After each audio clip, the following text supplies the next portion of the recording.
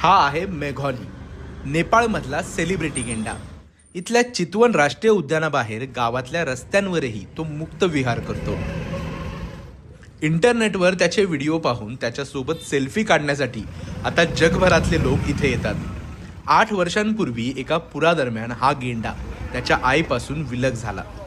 एका संवर्धन संस्थेनं त्याला वाचवलं, त्याचं पालन पोषण केलं आणि त्याला पुन्हा जंगलात सोडण्याचा प्रयत्न केला.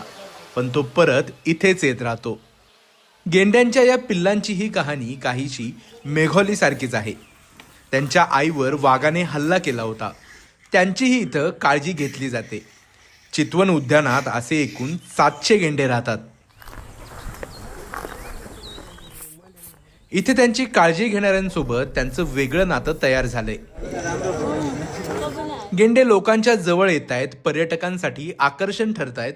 हे पाहून पर्यटन व्यवसायातील लोक खुश आहेत. पण पर्यावरण प्रेमींनी यातील आव्हानही समोर मांडले आहेत. लोकांना गेंडे आवडतायत आणि गेंड्यांना सहज खायला मिळतंय, त्यामुळे ते लोकांकडे आणि हॉटेल्सकडे आकर्षित होत आहेत. लोकांचं प्रेम आणि काळजी त्यांना समजते. आम्ही त्यांना जंगलात पुन्हा वसवण्याचा प्रयत्न करत आहोत, पण त्यात फारसं यश आलेलं नाही. सक्सेस रेटचं कमी आहे.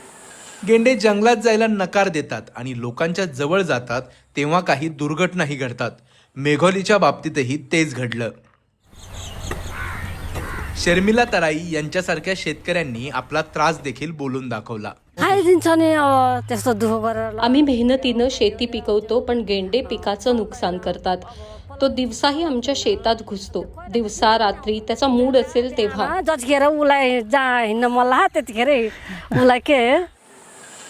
जंगली गेंडेही कधी कधी राष्ट्रीय उद्यानातून बाहेर पडू लागलेत. त्यामुळे मानवाची त्यांचा संघर्ष होतो.